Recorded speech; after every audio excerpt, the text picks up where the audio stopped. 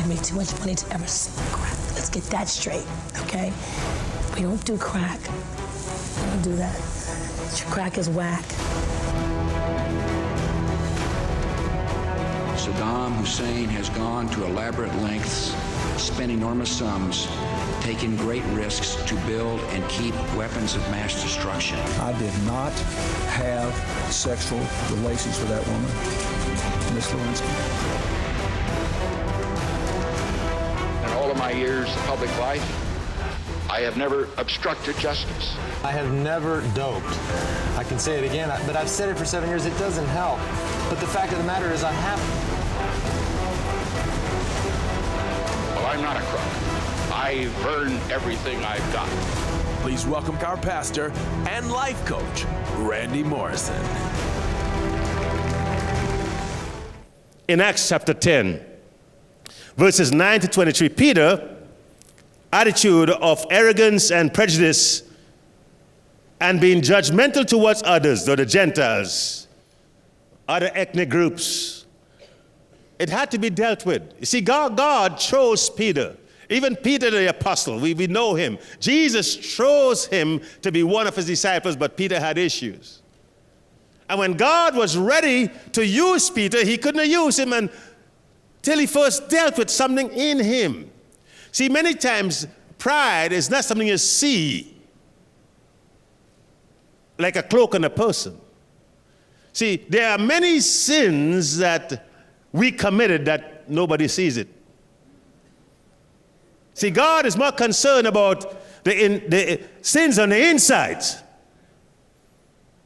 than the fruits on the outside.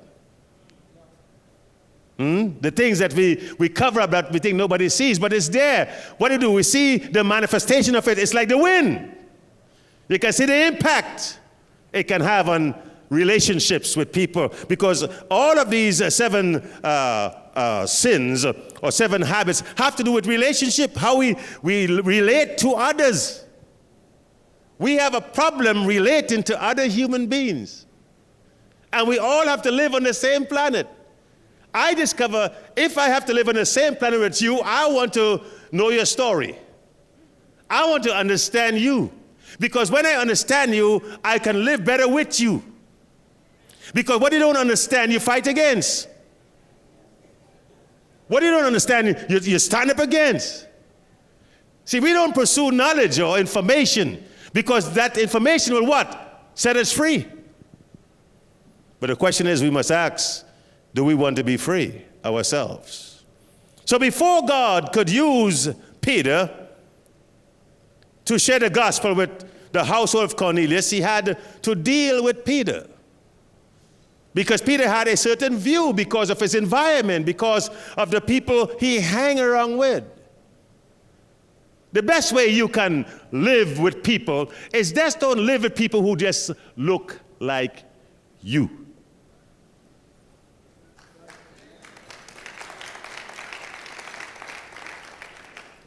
There's some people I knew, they decide to move out, a little ways out because they get a good deal in a house. And then the friend says, why are you moving out there for? There are no black people out there.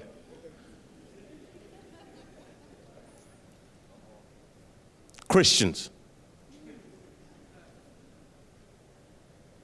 I'm black.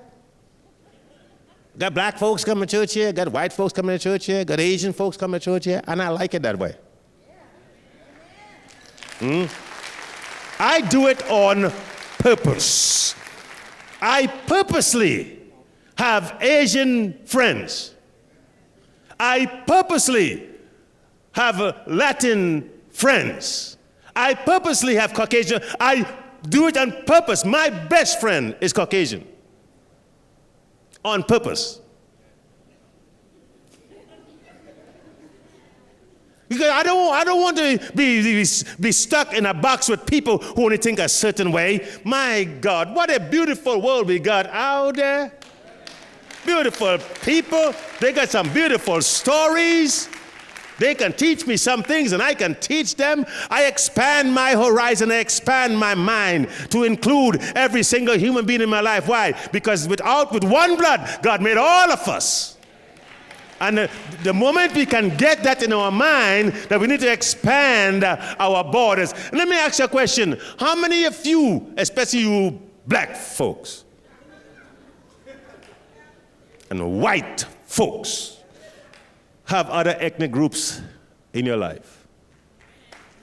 Now, I'm not talking about because you work with them. I'm talking about when you have a party. Look around the room.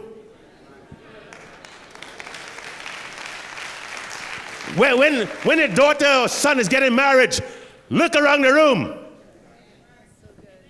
Tell me a lot about you. Preach it, Pastor. Amen.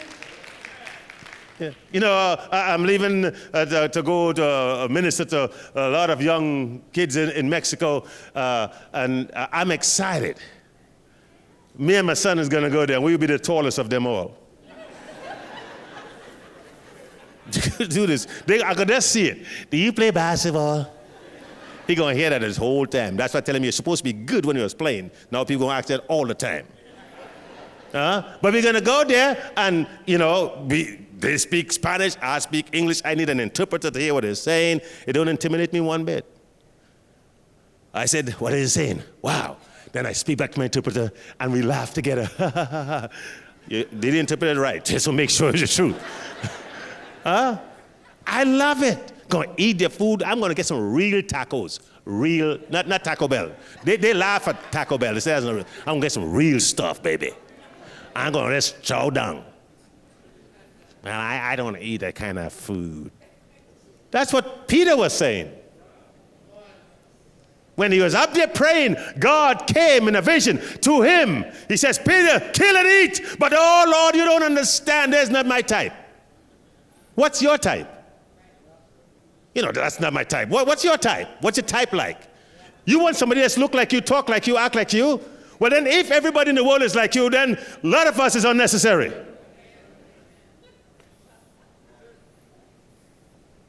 Everybody's supposed to be your type. We're human beings. We breathe the same air. We live on the same planet. Amen? We got to get rid of classism in America and this culture. Today we back on it again, this racial stuff, and I don't mind saying it. Could I say it this morning? I have a little problem.